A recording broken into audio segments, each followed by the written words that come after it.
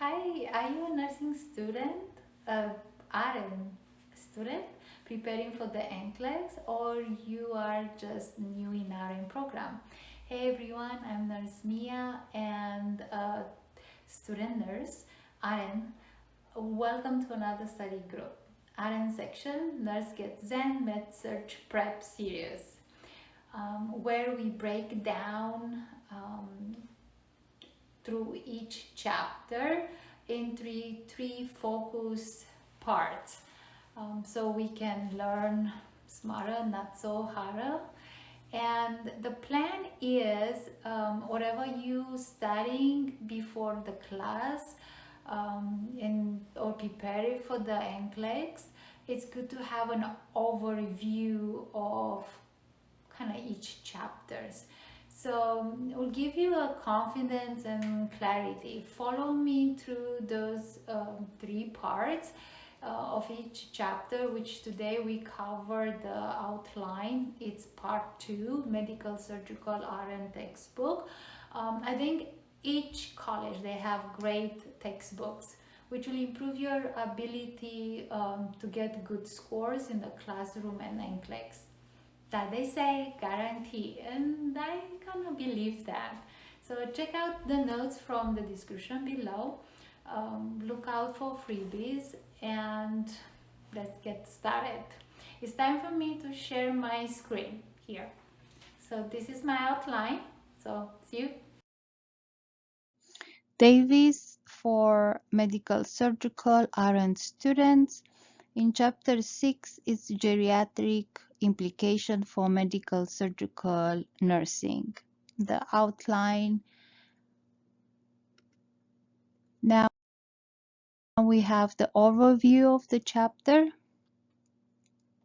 The chapter has 4 parts. 1 is talking about overview of aging, 2 age-related changes and common health issues, 3 safety and psychosocial issues, 4 resources.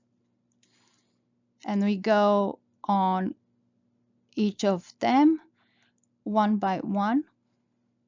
So the next is overview of aging. The demographic, its aging population is increasing. All the adults have multiple chronic conditions. Nurses must anticipate complex needs and promote independence where it's possible. So the nurses has also to require individualized and also interdisciplinary nursing care.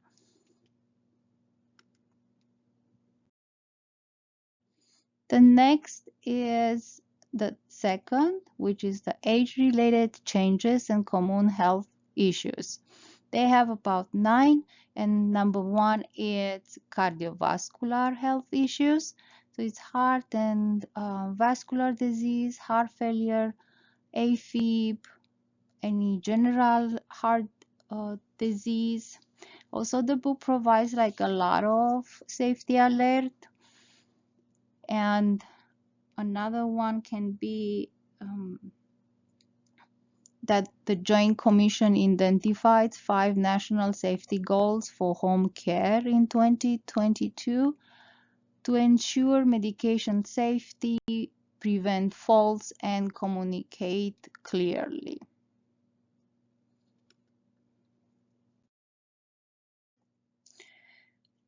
The second is the respiratory health issues, which is like pneumonia, COVID, pneumonia, COPD, asthma. Then 3 is neurological health issues, which can be dementia, delirium, depression, sleep pattern disruption, Parkinson's disease, cerebrovascular accident, which is stroke.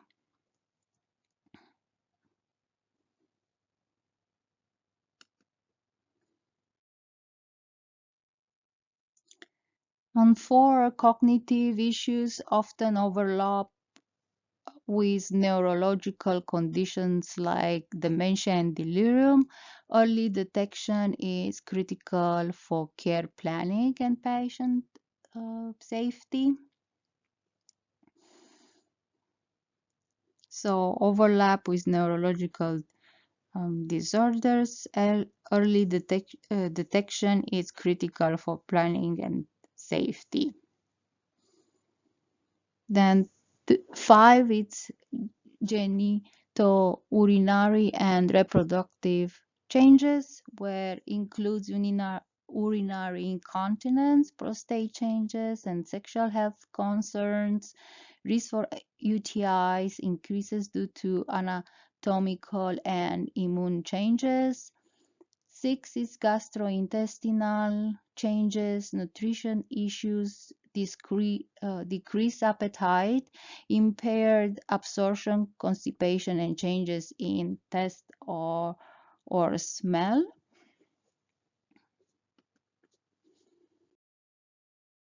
7 is musculoskeletal changes, bone density loss, sarcopenia, and fall risk. Joint stiffness and posture changes are very common. Bone loss can be here. Then for 8, it's immunological and skin changes. Skin becomes thin, dry and fragile, reduce immune response, increases infection risk. So the skin is very fragile.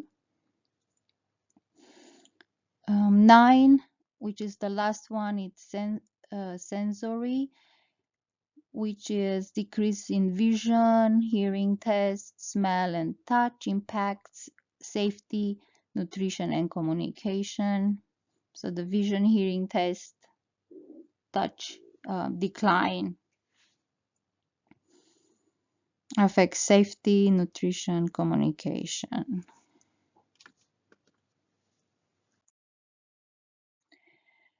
The 3, it's safety and psychosocial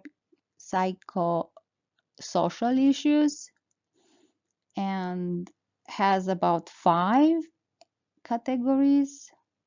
And number 1 is safety issues, which is physical safety. Fall prevention is very critical. Medication safety, watch for polypharmacy and adverse effects, potential for abuse, monitor for physical, emotional, financial exploitation.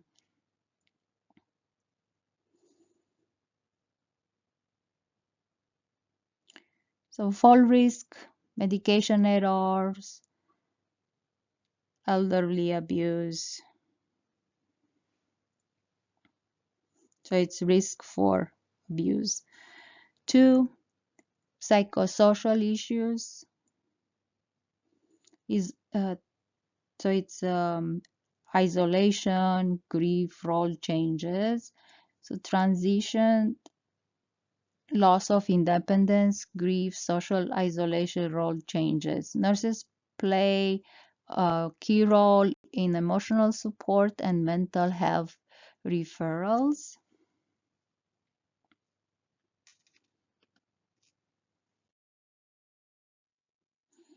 3, the advance directive, which is the legal documentation of wishes.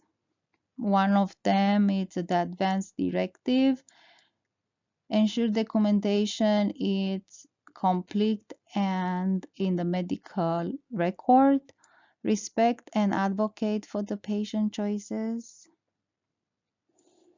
Palliative and hospice care might be initiated early in chronic illness.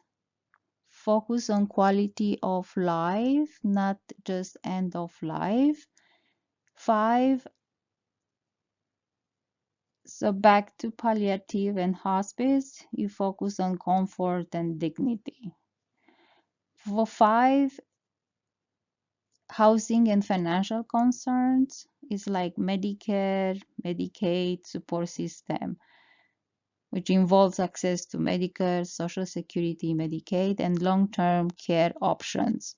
Nurses collaborate with social services to support discharge planning and access to resources. Next. So the resources, we have Medicare, which is the primary coverage for older adults. There are also some adults, they might have a second commercial insurance, but after 65 plus, it's Medicare, the primary. Social Security is the income support. Medicaid covers long-term care for those with financial need. And this is the basically a very quick outline. So here is the end of the chapter. Thank you.